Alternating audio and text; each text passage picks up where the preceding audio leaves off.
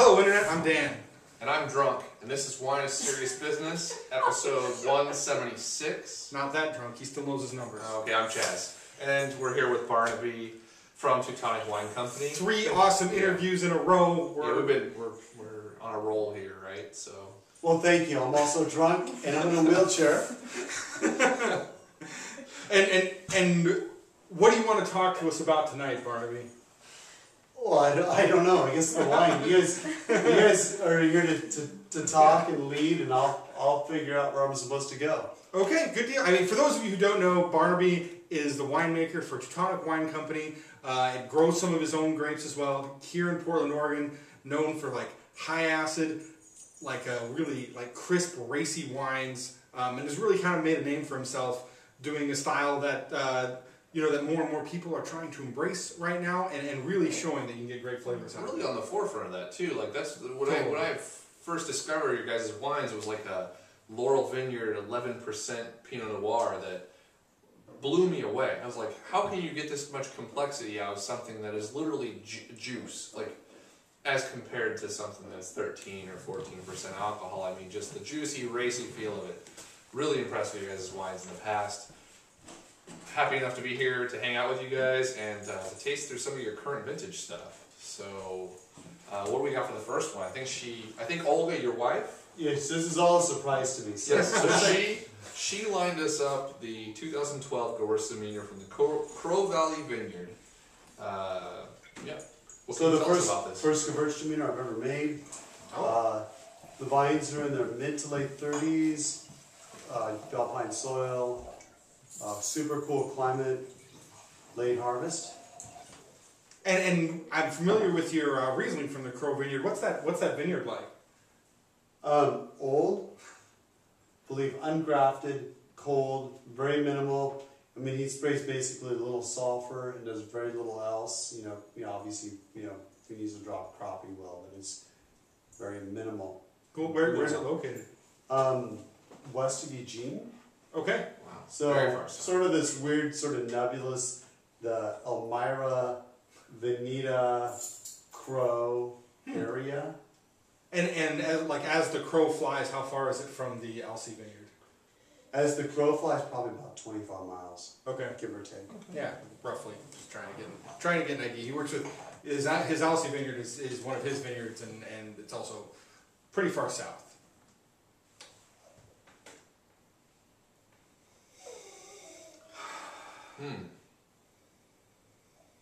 There's an interesting contrast here between kind of like bright fresh fruit and kind of like some dried, more earthy fruit as well. I think kind of like peaches. Yes, I get that.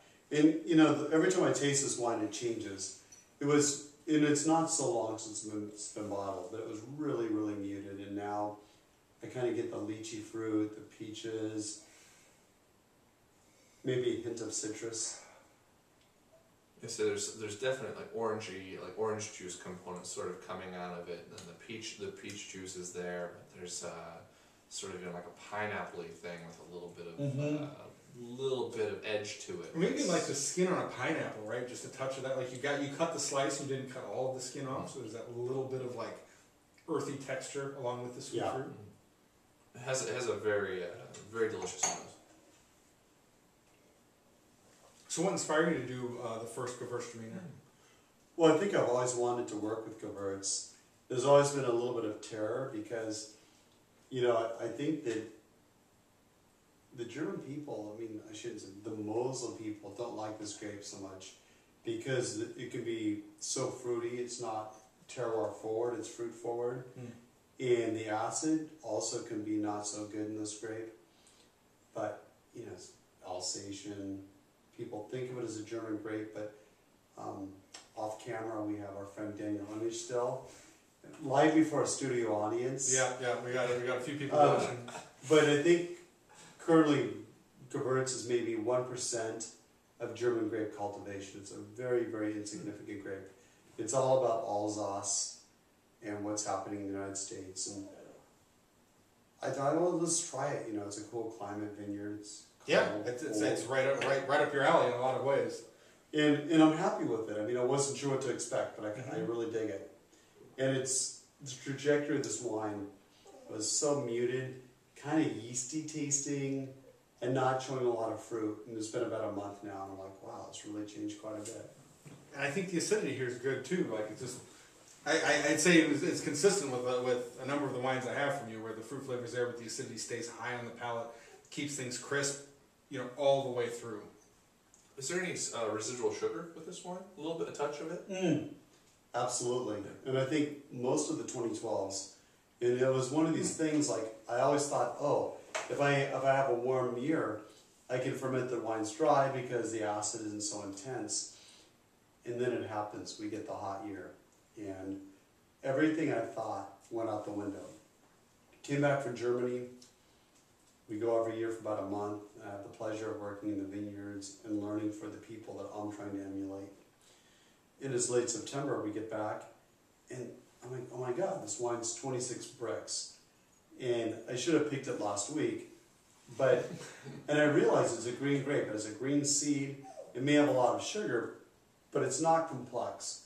It's like a big 12-year-old. I mean, maybe he can play football, but is he ready to run a bank? And so I thought, no, let's let it hang for another 3 weeks to a month and get some water from the rain. Because at least if I bring that 26 bricks green raisins to the winery, I can use water. I can use well water to water it back, but it makes a lot more sense to me to use rainwater through the soil and pulling up the minerals. So there we go. We let it water back in the vineyard, and then still it was more residual sugar and more alcohol than last year, and I guess ultimately, contrary to anything I would have thought I would have done, I stopped these wines with more residual sugar because I wanted to keep the alcohols down. And I guess what is a better trade-off? To make higher alcohol, leaner wines, or to make lower alcohol, broader wines? And I chose lower alcohol. And I think something I've always respected about you is that you do have like a good sense of balance, and I like where your palate goes and makes those decisions. I guess with previous vintages that I guess through your career you dealt with way more cold ones than hot ones. Yeah. This is definitely 12 was way more frightening to me than 10 or 11. Sure. But it's also how much does it mean? Because something grabbed me. I mean, obviously I must be making some cognitive decisions, but something inside me told me to do these things. These are not sort of rational decisions I arrived to on my own. It was like I was possessed and like, hang it. Don't think about it. Hang the fruit. Stop the fermentation with RS. And I'm not supposed to swear on this, am I? It'll bleep you, just like you bleep. Say what you want to say. Don't worry about it. Yeah. Do what you believe. Do what your guts and your heart tells you. And so here we are. Awesome. And I think the fruit flavors are solid. I think it turned out really well, honestly. The pairing with the sweetness to acidity levels here is very, at least for my palate, perfect. Thank you. It drinks very, very well. There's a roundness and a little bit of sweetness that, as it tapers off, a good amount of acidity comes up and keeps everything clean and fresh. And it's wonderful. It's very good.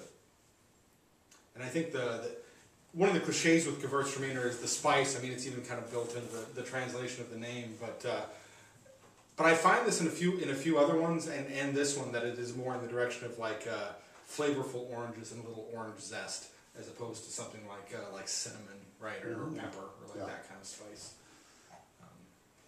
Solid stuff. But really pleasing, yeah. What does that retail at? Off-camera people. Got a rough idea? Probably nearly 20. Nearly 20. Okay. Just ballpark, yes. Like you're talking about, that's very, very reasonable. Little rinse there, a little for the table, slate table, right? All right. So this one, okay, since I got to tell you what these are, 2012 white wine, 11.1% alcohol. Like I said, I've been drinking. What was the name of this one? Feine Mischung. Feine Mischung. And this one was named by Daniel Image from Weingut Anker. All right. We were thinking about calling it Gentile or Edelsäcker because that's what it is. But for various reasons, we decided to give it a proprietary name. Okay. So I'd never heard it before, but it's equal thirds Pinot Noir, Alsatian Clone, pressed off white, Wow. Gewurztraminer, early Muscat, from John Alvin's vineyard. So it's the highest vineyard of the Willamette Valley. Yes, yes. Um, Jalvin, very familiar with. Yeah, top of Bald Peak. Yeah. Just absolutely badass shit. Yeah. Just Not I- me, I not would taking agree. credit. No, I Just, agree. Yeah. just I agree. you know, it's like, you know, I know what vineyards I like, you know. And, You can take some credit. You said some of these grapes would have just hung in the vineyard if you hadn't said you wanted them, right? well, you know where this came from. So this is a very difficult year for us to get pickers. Small cluster size, low fruit weight. It took a lot of time to pick the buckets, and people were walking off the jobs or not showing up. And I would have crews, and we'd wait and wait and wait, and the fruit wouldn't come in, or it would come in at 5 when I had people there since 11. And that was just special because I pay more for my workers, and we work late. Yep. And the crew walked off the job or didn't finish picking. So this John Allen had, I don't know, 500,000 pounds left of Pinot. And I was talking to him about it. He says, yeah, I suppose we can pick it, whatever. But, it's a lot of work. So not only does he have to pick it, he has to drive it to me, and he has to come pick out the fruit bins. And it's a lot. And Yeah. and for some reason, he came up with the conversation that he had Muscat and Gewurz, but not very much of either. And so I said, well, you know what? Let's put it together, and I can make a fill blend. There's a little allure of fill blends because I think that then the varietal character gets canceled out, and it becomes all about the natural biology and the terroir. And we're fermenting always at Teutonic with yeast cultured from the vineyard, except one exception, but we probably shouldn't talk about that. Maybe some other shit. Because I hijacked somebody's cellar terroir in the Mosul, and I'm not supposed to say whose it was. I see. Okay. Let's give this a roll. What inspired you to do Pinot Noir as the third component for this? Because it was available, and I think Pinot Noir is a great white grape for all blends. We do another blend, which is Pinot Noir pressed up white, because it's an acid addition. Pinot Noir always supplements structure, acid, and mineral. And it can take early Muscats, it smells like grandma's perfume. It's beautiful, but it doesn't make a complex wine. But when you throw something like structured, terroir-focused Pinot Noir at it, suddenly you have some bottom end. It's not all trouble. Good point. That makes sense, and again, I think the balance here is really, really good. And you said there's muscat in here. I wouldn't have even guessed. A lot of wines that have even a touch of muscat, it assaults your senses right out of the glass, right? Kind of bowls everything over, and the idea of blending it with Pinot Noir, I think, would be really shocking to a lot of people. I was even surprised when I heard it, but it works together here, and there even is a good sense of minerality and a suggestion of that acidity on the nose. I get some young pears and apple scents mostly. For me, I would agree with that, but it's more a lot of citrus, you peel an orange, and sort of the aromas that are left over. Right as you're tearing the skin. And I think that's sort of the melange between the Gewurz, the Muscat, and the Pinot, because the Pinot, really racy Pinot can have almost a grapefruity thing. Totally. And, when we're drinking the Gewurz, it has sort of an orange zest or orange rind in the Muscat. Yeah.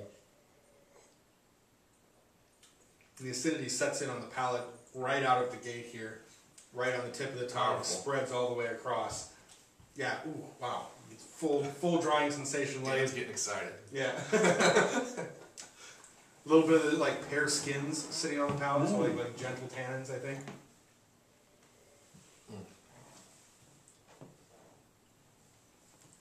And for me, there's a white pear thing that takes initial prevalence, but the acidity is punchy right off the bat, and I wouldn't say overwhelming, but very strong. And but in a good way. There's no abrasion, there's no cutting feeling on the palate, or it's good. So. And it fills the acidity kind of fills the mouth, and the fruit I think sits on the center of the palate. You get those gentle fruits, giving flavors that kind of keep you going back for another sip, right? I agree. I'm enjoying it. Definitely easy drinking, right? This is definitely refreshing. This has kind of been my go-to wine for 2012. Which, to be honest, I haven't tried half the wines I've made. I mean, we'll you got a taste lot. them, Yeah. and you bottle them. I haven't had the white blend yet. Really? Wow. So I'm going to taste it when I bottle it. Yeah. Because I need to try it. Yeah, but definitely a wine like you just keep coming back to. The acidity keeps your mouth clean. Really easy to drink. It's got to be low alcohol percentage, right? Always is. 11.1. Yeah. Drink a bottle of this yourself, no problem. Yeah, pear flavor. Delicious stuff. Yeah. But man, the acidity level. A little on the high side for Chaz. It's on the high probably. side for me, but I'm doing it. No, Yeah. it's good. It's good. Works for me. Wine number 3. A little bit of the black label here. Big Black. Once you go black, you never go back. I hope so. Why don't you? Because it's one of my most expensive bottlings. You know, come on. So what inspired what is the cost basis on this? Like, what are we talking about here? Well, we cooled out the very top barrels of all the wine Barrel the fruit we buy selection, from John Alvin. John Alvin's a big part of the Teutonic operation. We buy more Pinot Noir fruit from him. It's a huge relationship. And so we have... It has been from the beginning, right? Like he's been... Since year 2. Yeah, alright. Awesome. And the first year we worked with this fruit, we only bought a little bit, so it was all put together. And the second year, we split it apart a little bit. So we had entry level and the white label. And then we got up to, we have 24 barrels of the Pinot. So the press wine is what we call the battle wine. Nice. In the first Battle wine! Battle wine! So the first vintage had Teutonic Nights. Awesome. Teutonic Nights. Yep. And the second year for Battle Wine had a artist rendition of my wife and I fighting a giant kraken, a big octopus. That's an awesome. And that's a good attacking the label. ship. Yeah, that's a good label. And that was a press wine. But then that's the press, and then the free run wine is the white label. Oh. But the very top 2 or 3 barrels get to be the black label. Cool. And in 2010, Olga picked the wines, and in 2011, John Lyon from Idealist picked Oh, the yeah. wines. And it's Yeah, cool guy. Yeah. and because I hate blending, it's like I don't understand because I never trust that something will taste the same in 10 minutes, a year, or 10 years. So John was out there helping me some Enjoy projects. We call him Barrel John because he can fix a barrel. If you have a leaky barrel, John Lyon, he'll sort it out. He's your guy. Nice. He's the guy. So anyway, he did the 11s. Olga, my wife, did the 10s. I think they both did a really good job. Cool. And we didn't pick the top barrels like, oh, this will be the most expensive wine because it's the biggest or the fattest or the most How do you guys pick easy that? for the consumers. We picked it because we found them the raciest, the most interesting, the most intense.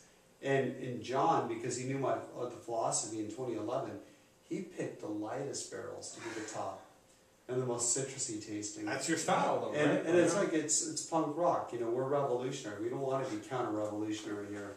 Nice.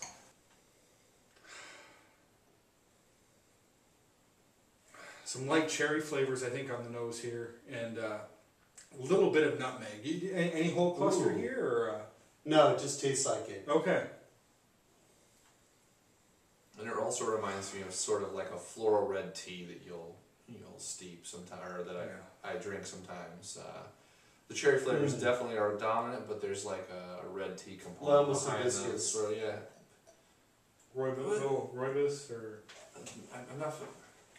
I'm sure that's in it, but I'm not familiar with it. But it's more like it's like using big whole like ends of roses and stuff. Oh, like like that. roasty. Oh, okay, yeah. Yeah, man, but I have big touches of that in here. It's smells wonderful. Again, like fresh and just full of life on the palate, right? The acidity is just really lively. Keep things bright, and to me, it's a great structure for the fruit to hang on. The fruit stays really, really bright, but as you swallow it, it's like a big burst of like sour red fruit, cranberry, sort of meaning a little bit of grapefruity flavors on the finish, but it's the acidity stays very racy. There's this great burst of like black pepper right in the mid palate, but I don't think it's like it's not like overwhelming the fruit at all, but it adds this spicy character that's kind of interesting. I saw a lot more of it in wines from 2010. I haven't seen so much of it in 2011. But it comes with like this acidity that I like, and it's a flavor that I've come to like in wines because it's usually coupled with really like fresh, lively, kind of mouth-watering fruit. Cherries definitely persist on the palate, but I think the finish is more strawberry in character. And structure, a structured finish. I mean, there's a really good acidity, and the tannins are very late hitting and sort of late reacting, but after you swallow it 10 seconds later, you're sort of like, oh, there's some tannic feel there. But what I like about this wine is what I liked about the 2010 Battle wine is that it's low in alcohol, and it's like got a juicy feel, and like there's while it's weighty and it's got texture on the palate, there's almost no weight to it, right? It's like it's very light, but yet there's obvious texture and structure and intensity of fruit, and that is something unlike. I mean, obviously there's sort of this trend leaning towards that style of wine, but that was what I first fell in love with about this wine, and I think this wine imparts, even on the higher end one, there is more structure here than the 2010 Bell wine, but yeah, that lovable character is still there, fully there, and awesome. What sort of what do you age this in after it's fermenting? A neutral oak. It is okay. 100% Good deal. neutral. Boy, it's easy to say after he tells me. Of course, that's what I was guessing.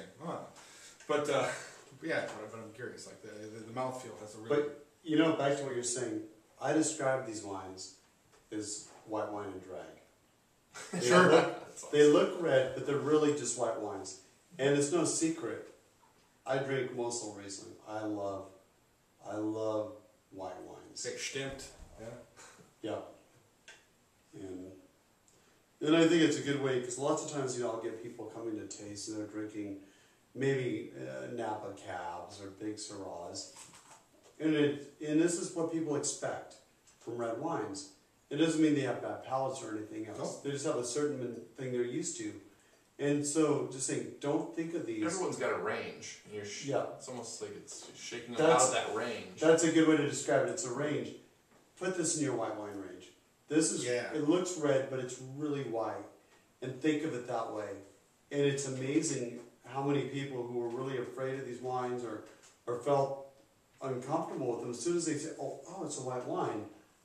Oh, this is really cool. It'll be great with food. And you're right, it's not a red wine.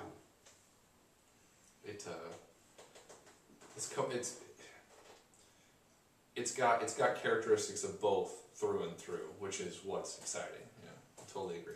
And just distinct, I think, amongst the wines of Oregon, is I think a lot of your things are like you really kind of continue to do something unique. Like you say, you like stick to what your gut tells you to do, and continue to create like interesting wines from interesting vineyards.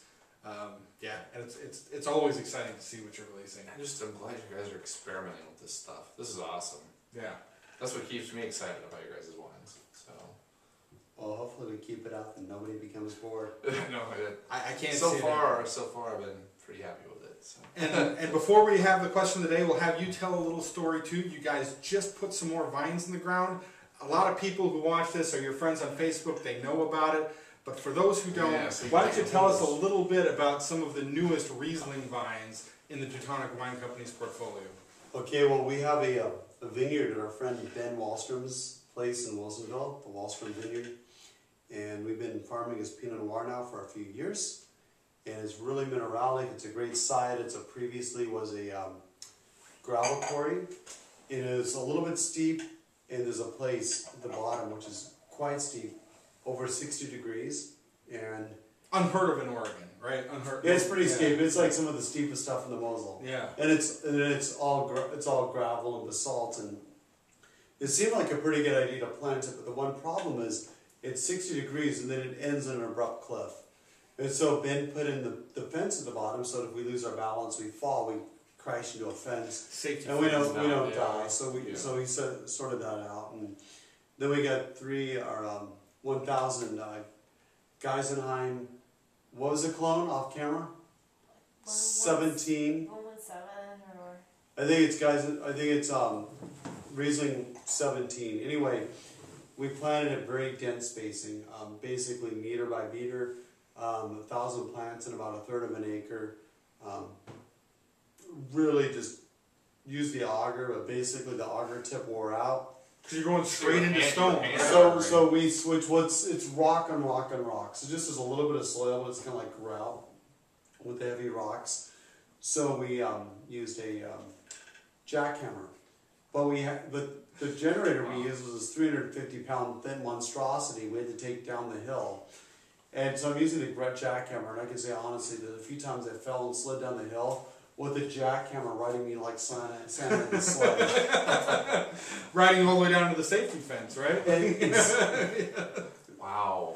And the thing is, when you're splitting rocks apart, then we had to go through with our hands and pull out the rocks. And you really can't reach in a hole and pull out rocks with the glove. You can try it.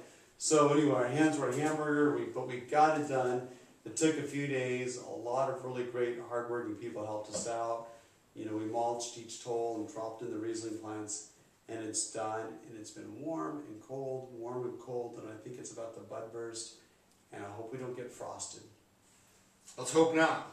But the fingers crossed for Oregon. The moral of the story there is that he's just planted one of the most unique and interesting Riesling vineyards, not even in Oregon, I'd say in the United States.